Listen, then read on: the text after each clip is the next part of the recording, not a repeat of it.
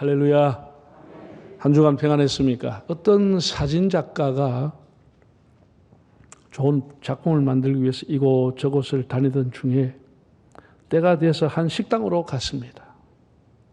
집주인이 큰 카메라를 목에 걸고 또 어깨에 두르고 들어오는 것을 보면서 사진 작가시냐?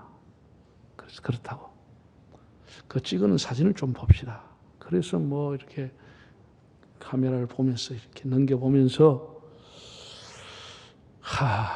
요즘 워낙 카메라들이 비싸고 좋아서 그러고 가는 거예요. 이 사람이 뭐 고도를 잘 잡았더니 참 작품이 좋다든지 그런 말은 안 하고 요즘 카메라가 비쌌어. 그러고 간 거예요. 우리 참 기분이 굉장히 언짢았지만 김치찌개를 먹고 나오면서 계산대에서 계산을 했어요. 주인이 아니 손님 뭐 음식이 맛있었습니까? 뭐라고 해야 돼요? 그래서 그 손님이 아이고 요즘 뭐 냄비가 하도 좋아서 그래 나왔다는 겁니다. 네. 만일 여러분 사업을 하는 사람에게 아이고 그 사람 뭐 운이 좋아서 잘 된 거지. 때가 맞은 거요. 이러면 그 사람이 얼마나 억울해 하겠습니까? 사람을 그렇게 평가하면 되겠습니까? 그 사람이 그 사업을 위해 밤잠을 안 자고 신상품을 만들려고 노력하고 판로를 개척하고 연구하고 그 애착을 가지고 의지를 가지고 그 했던 것은 다 사라지고 없고 운이 좋았어. 그 얼마나 황당한 얘기입니까? 마찬가지로 교회 부흥하는 것을 보고 사람들이 그럽니다. 에이, 그 뭐 몫이 좋았어. 교회가 건물도 있고 위치가 좋으니까 뭐 누가 가도 그 정도는 안 하겠나.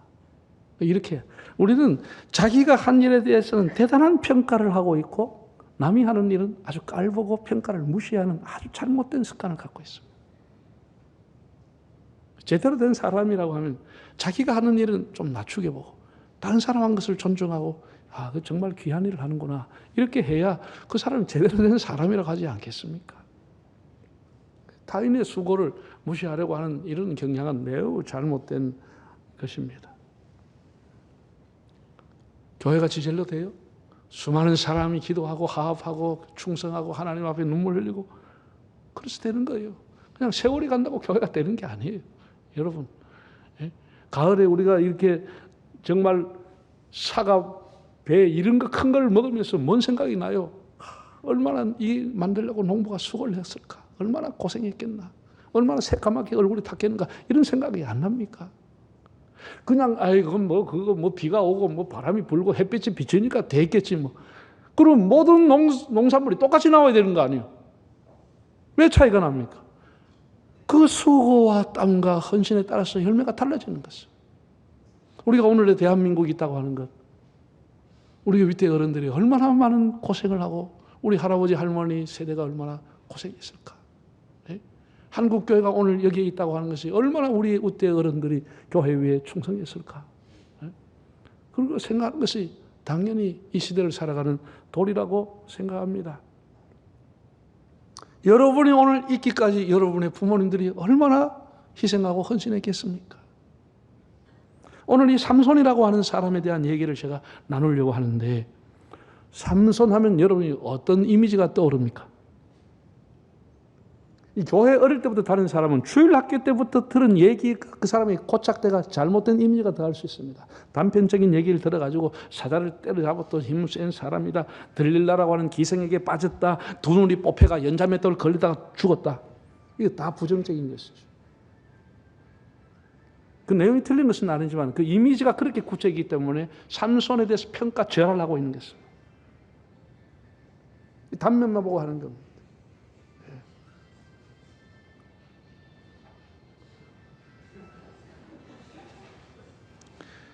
아마 여러분들의 머릿속에 삼손이라고 하는 사람의 이미지가 거의 부정적으로 되어 있을 겁니다.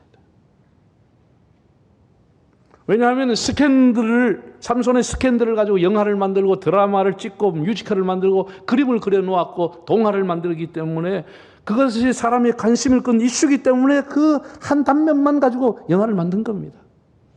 근데 그 사람의 인생 종합이 아니에요. 만약에 오늘 우리나라에 삼손 같은 사람이 있었다. 이 사람 올림픽 나갈 때마다 내가 금메달은 여러 종목에서 10개는 따올 것 같아요. 역도, 레슬링, 투포환, 권투 한 방 맞으면 끝나봅니다. 그냥.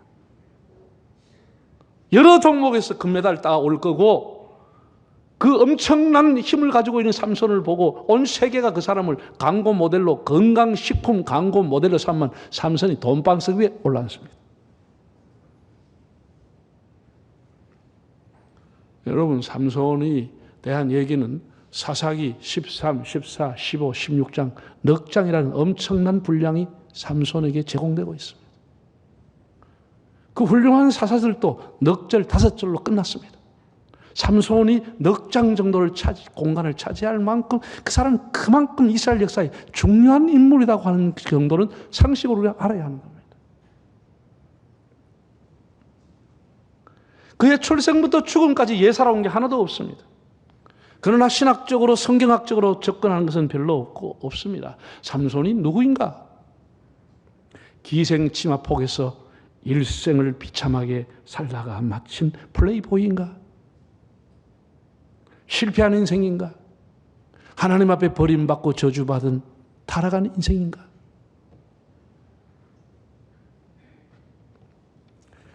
오늘 제가 크게 두 가지 말씀을 드리겠습니다. 하나는 본문에 나오는 배경입니다. 이게 너무 길어가지고 13장, 14장을 여러분 집에서 읽어보셔야 될 것 같아요. 이걸 축약을 해서 제가 말씀을 드리겠습니다. 이 여호수아가 죽고 난 이후부터 사울이 왕이 될 때까지 왕정시대를 열기까지 350년을 사사시대라 이렇게 말합니다. 이 사사라고 하는 것은 직책인데 쉬운 말로 하면 재판관이다 그런 의미를 갖고 있습니다. 이 사사시대 중에서도 삼손의 역할과 위치는 매우 중요했습니다. 여러분 삼손이 태어나는 거 보세요. 출생 자체가 신비롭게 태어납니다. 예사롭지 않다는 것이죠. 단 지파가 분배받아 살던 소라라고 하는 땅에 마노아라고 하는 사람이 결혼해 살았습니다. 마노아는 결혼했지만 자식이 없었습니다. 이 사람이 삼손의 아버지가 되는 사람인데 성은 마시오, 이름은 노아입니다. 마노아. 그건 아니지만 여러분에게 노아라는 이름을 기억하기 위해서 마노아입니다. 노아는 아담의 10대 손으로 인류의 중시조입니다. 그 노아의 이름의 뜻은 위로라고 하는 뜻을 갖고 있는데 마노아는 휴식, 안식이라는 뜻을 갖고 있습니다. 그의 아버지가 아들을 낳고 이름을 지으면서 안식이 없는 이 땅에 이제는 안식이 오기를 바란다. 그런 마음을 가지고 아들의 이름을 마노아라고 지어줬습니다.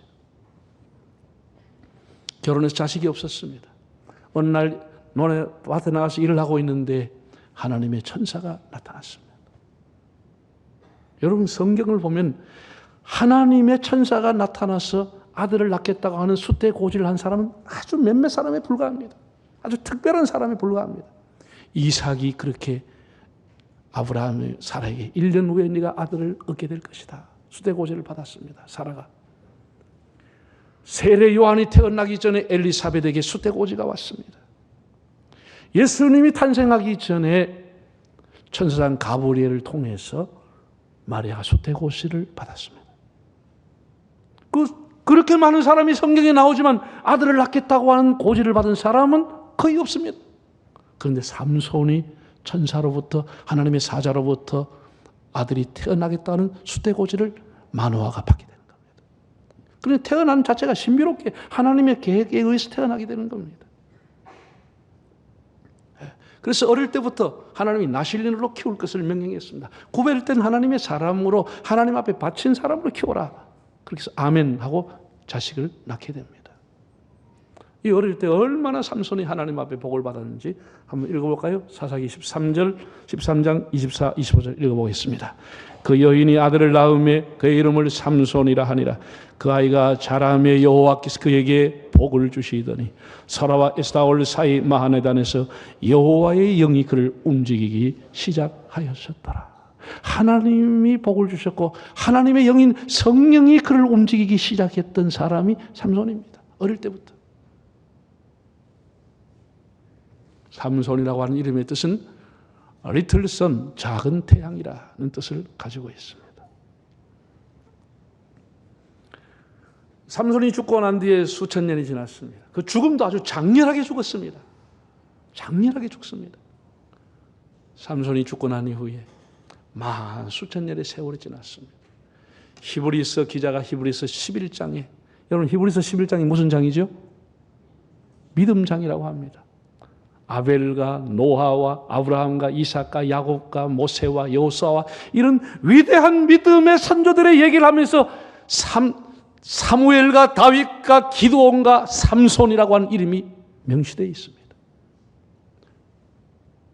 그 10몇 명에 불과한 이름 중에 삼손이라고 하는 사람의 이름이 나와 있습니다. 믿음으로 살았다라고 하는 것입니다. 믿음으로.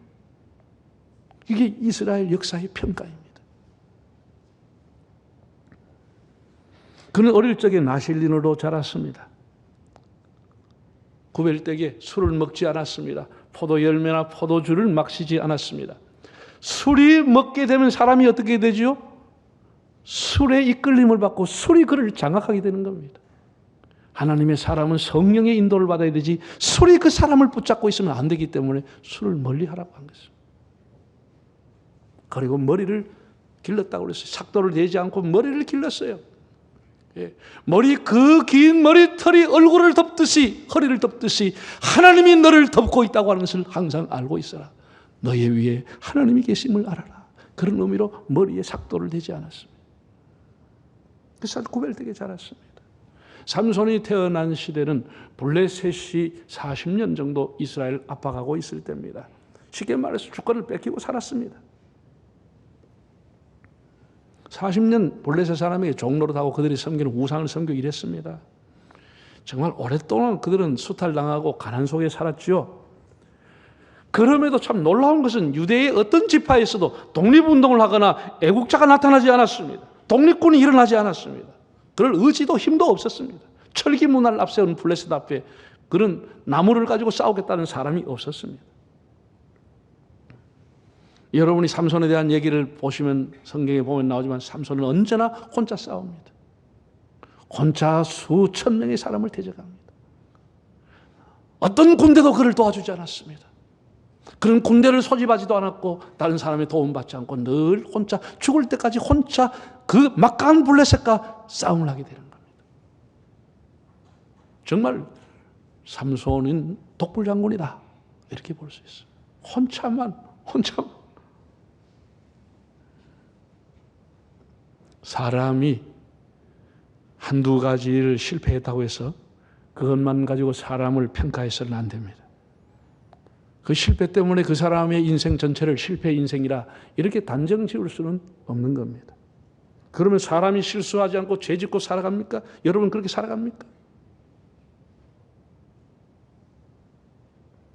하나님은 삼손이 하나님을 실망시킴에도 불구하고 여전히 그를 사랑하시고 그를 기다리시고 그에게 기회를 주시고 그가 울부짖을 때마다 하나님이 응답하시고 힘을 주셨습니다.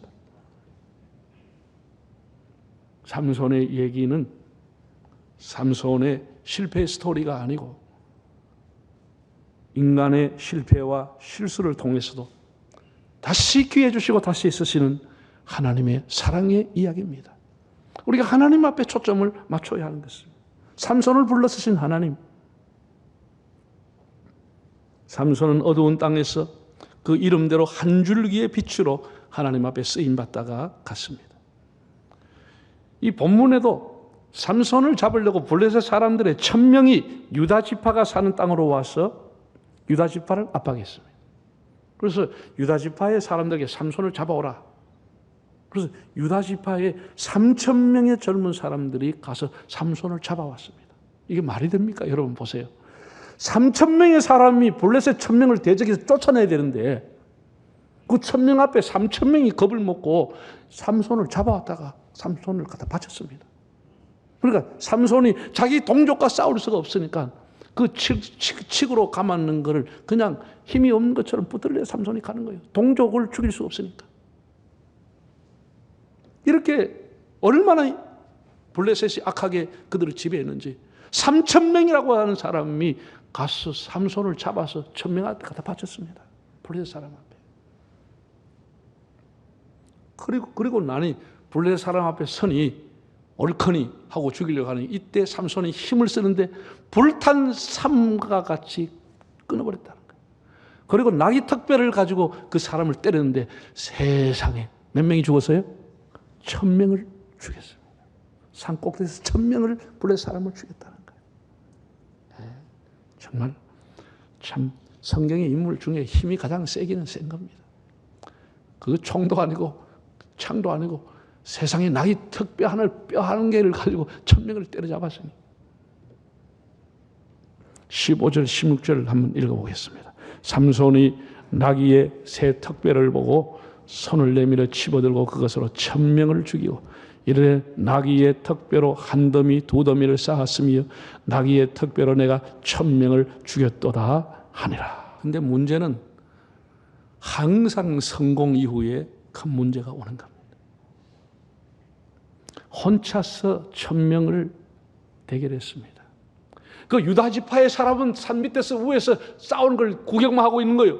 그리고 다 죽었는데도 그럼 3,000명이 모여와서 삼손을 지도자로 세워야 될 거 아니에요. 당신이 진정한 우리의 지도자라. 그런 거 없습니다. 옹이하지도 않고 구경만 하고 흩어졌어요.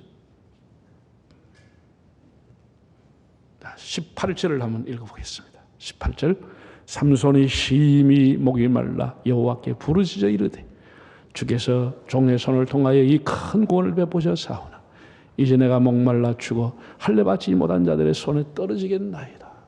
이게 성공 후에 오는 갈증이라고 하는 거예요. 성공 후에 오는 아픔이라고 하는 것이죠. 심히 목이 말라가지고 그냥 탈진사한테 번아웃이 돼버린 것이죠. 싸울 때를 몰랐어요. 싸움을 끝나고 나니까 온몸이 피범벅이 되어 있고 주변은 시체가 뒹굴고 이글거리는 태양 밑에 산꼭대기에서 목이 말라 못 살아요. 목이 말라 쓰러지게 됐어요. 영웅 중에 영웅이요 장군 중에 장군이지만 그 엄청난 괴력을 가지고도 갈증 하나를 이겨내지 못하는 게 사람입니다. 쓰러졌습니다. 우리가 삼손이 읊었던 그 시와 노래를 보면은 내가 턱뼈로 나귀 턱뼈로 1,000명을 죽였다고만 했지 거기에 하나님이란 단어가 들어있지 않습니다. 내가 수고했고 내가 내 힘을 가지고 내 능력으로 이렇게 사람을 죽여 이렇게 이루었다. 자기의 힘이 있다고만 얘기했지 하나님이라고 한 단어가 하나도 들어있지 않습니다. 사랑하는 여러분, 사람이 가지고 있는 힘, 재주, 권력, 재력, 기술 대단하지요. 그러나 우리는 그것만 믿고는 살아갈 수 없는 겁니다. 모든 것은 사람이 가진 것은 한계가 오게 돼 있고 갈증이 오게 돼 있는 것입니다. 반드시 한계가 오게 돼 있습니다. 능력이 아무리 대단하고 재력이 아무리 대단해도 갈증을 이길 수는 없는 겁니다. 갈증을 이길 수 없는 겁니다. 성공도 갈증을 이길 수는 없는 겁니다. 여러분, 우리가 살아가면서 인생의 목마름, 육체의 갈증, 영적과 절시적인 갈증은 하나님만이 해결시켜 줄 수가 있습니다. 다른 어떤 것도 해결이 안 되는 거예요. 역사가 있던 요세푸스는 삼손이 승리를 거둔 후에 하나님께 영광 돌리지 않고 잠시 자만했지만 갈증을 통해서 다시 하나님을 찾게 되었다라고 했습니다. 갈증도 하나님의 은혜인 것입니다. 왜? 하나님을 찾을 수 있는 사인을 하나님이 준 것입니다. 하나님을 찾을 수 있는 사인을 하나님이 삼손에게 준 것입니다. 두 번째는 하나님은 부르짖는 자의 하나님이십니다. 부르짖는 자를 만나주십니다. 18절 19절을 한번 읽어보실까요? 삼손이 심히 목이 말라 여호와께 부르짖어 이르되 주께서 종의 손을 통하여 이 큰 구원을 베푸셨사오나 내가 이제 목말라 죽어서 할례 받지 못한 자들의 손에 떨어지겠나이다 하니 하나님이 레이에서 한 우묵한 곳을 터뜨리시니 거기서 물이 솟아 나오는지라. 삼손이 그것을 마시고 정신이 회복되어 소생하니 그러므로 그 샘 이름을 에나코레라 불렀으며 그 샘이 오늘까지 레이에 있더라. 삼손이 목이 말라가지고 하나님을 찾게 됩니다. 정신 차리고 보니까 자기의 긴 머리에서 그냥 땀이 줄줄줄 이마로 떨어져 그 긴 머리에 땀을 보면서 하나님이 계시는구나 깨닫게 되는 것입니다. 하나님, 제가 하나님의 종입니다. 하나님이 이 큰 구원을 이루셨습니다. 제가 이제 목말라 죽어서 할례 받지 못한 사람의 손에 죽게 됐으니 하나님 저를 건져 주십시오. 그제서야 하나님을 찾고 하나님 앞에 울부짖었다라고 기록했습니다. 하나님께서 한 우묵한 곳을 터뜨리셔서 거기서 생수가 터지게 했습니다. 후에 그가 그 물을 마시고 정신을 차리고 그 터진 샘의 이름을 뭐라고 불렀다고요? 에나고레. 엔이라고 하는 단어는 우물, 샘이라는 단어이고 하고레는 부르짖는 자. 그래서 부르짖는 자의 샘, 부르짖는 자의 우물이라고 하는 이름을 붙였다고 합니다. 여러분들이 가정과 자녀와 질병과 사업과 노후와 가정의 경제나 결혼이나 출산이나 뭐 하나 우리 살아가는 게 쉽게 되는 게 없습니다. 우리 인생은 무거운 짐을 지고 비틀거리며 갈증으로 살아가고 있습니다. 인생의 길이 열리지 않고 답답할 때 에나꼬레의 하나님을 찾으시기를 바랍니다. 하나님이 여러분의 가는 길에 생수를 터뜨려 주시는 그런 에나꼬레의 축복이 있기를 바랍니다. 우리는 언제나 한계에 부딪히는 것입니다. 그래서 하나님을 찾는 거예요. 하나님 찾으면 하나님이 묘하게 우리의 가람을 채워주시고 생수를 터뜨려 주시는 것입니다. 예레미야 33장 2, 3절을 읽어보실까요? 이를 행하시는 여호와, 그것을 만들며 성취하시는 여호와, 그 이름을 여호와라 하는 이가 이와 같이 이르도다. 너는 내게 부르짖으라. 내가 네게 응답하겠고 네가 알지 못하는 크고 은밀한 일을 네게 보이리라. 너는 내게 와서 부르짖으라. 내가 너에게 크고 비밀한 일을 보여주겠다라고 약속했습니다. 하나님은 에나꼬레의 하나님, 부르짖는 자의 하나님, 응답의 하나님이신 체험하시기를 바랍니다. 우리가 살아가는 인생길에는 진드기처럼 코로나처럼 찔기게 따라붙는 것이 블레셋입니다. 옆구리에 가시처럼 괴롭히고 우리의 인생을 결박시키고 유혹하고 넘어뜨리고 죽이려고 하는 블레셋 세력이 우리 주변에 있는 것입니다. 우리가 이 광야에 같은 세상길에서 블레셋을 이길 수 있는 길은 하나님의 도움을 구하는 길, 하나님을 찾는 길밖에는 없습니다.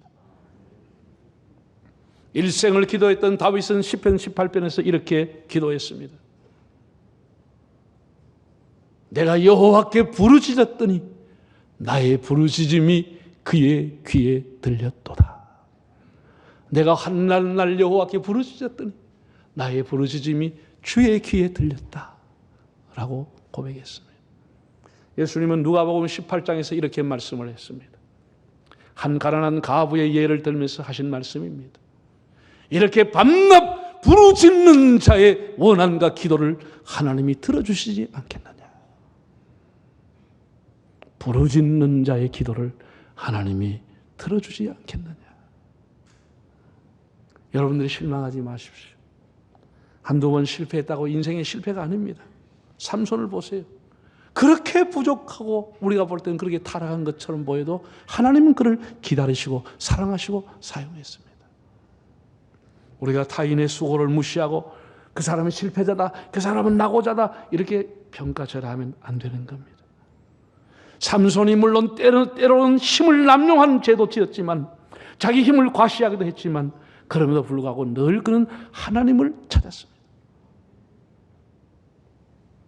여러분이 지치고 힘드십니까? 탈진 상태입니까? 성공한 후에 갈증이 옵니까?